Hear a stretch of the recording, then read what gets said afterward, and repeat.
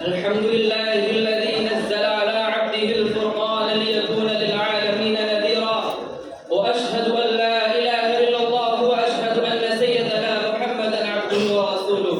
أما بعد، قال الله تبارك وتعالى في القرآن المجيد والذكر الحكيم: أعوذ بالله من الشيطان الرجيم، بسم الله الرحمن الرحيم.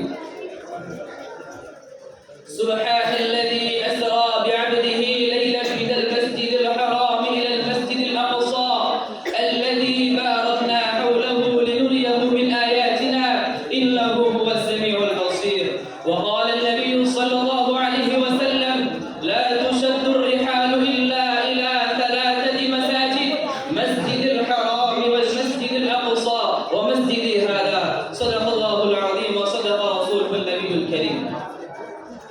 رئيس الحفل المبجل والضيوف الكرام والعلماء الأجلاء، إني أريد أن أتحدث أمامكم في هذه الحفلة المباركة الميمونة حول الموضوع المسجد الأقصى يناديكم. يا إخواني وزملائي، المسجد الأقصى بقعة مباركة، بقعة مشرفة، بقعة منورة، بقعة نيرت بها ذكريات نورانية، بقعة تتعطر منها نفحات إيمانية، نفحات دينية، نفحات ربانية، تتفتح بها الأزهار المتنوعة العطرة من الإيمان واليقين، بقعة مربوط بها تاريخنا المشرف، بقعة أسرى بها حبيبنا وشفيعنا محمد صلى الله عليه وسلم، وعرج إلى رفيقه الأعلى، فهناك تكلمه من وراء حجاب وشاهد المناظر الغيبية من الجنة والجحيم. هذا هو المسجد الأقصى الذي بناه نبينا الجليل سليمان عليه السلام لعبادة الله وحده، وهو الكعبة الأولى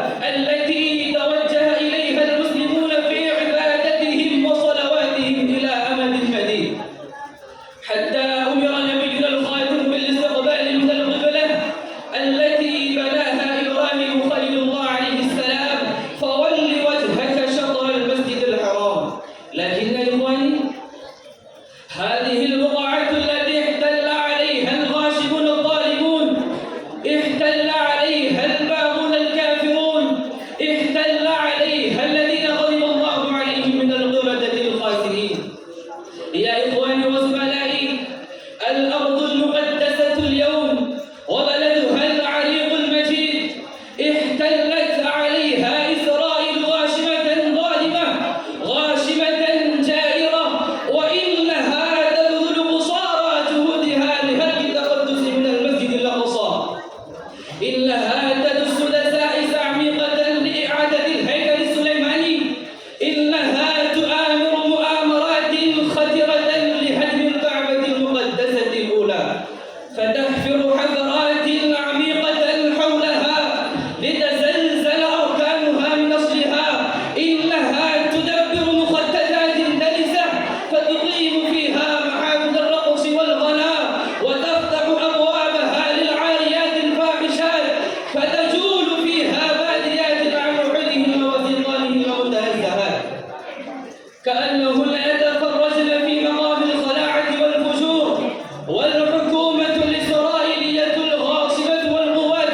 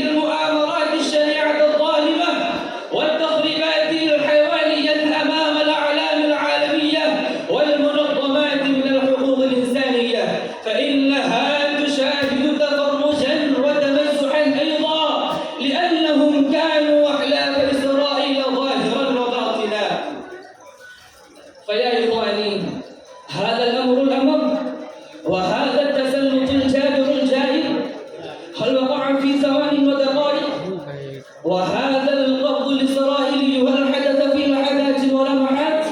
لا، لهذا التسلط الغاشم تاريخ طويل، والمؤامرات اليهودية العالمية تعمل له من أمد مديد.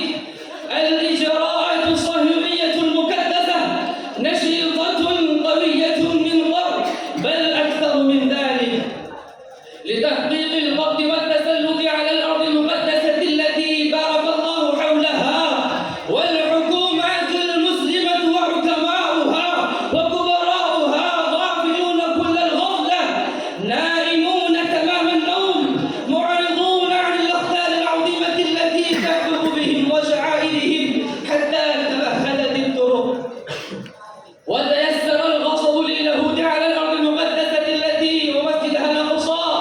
فهذه البقعة المباركة التي بناها سليمان عليه السلام وحرسها الخلفاء والقوات للمسلمين في أزمنتهم المختلفة، وحررها من الأيدي الغاشمة مثل عمر بن الخطاب رضي الله عنه، والقائد الغيور صلاح الدين الأيوبي رحمه الله، تحولت إلى الأيدي الخبيثة اليهودية الخسيسة مرة أخرى، فهي تعكف الآن على هتك عرضه وهدم بنائه عملا بخباثتها التاريخية المعروفة المشهورة التي ناداهم بها القرآن فقال: كونوا قردة خاسئين. فيا إخواني، هذا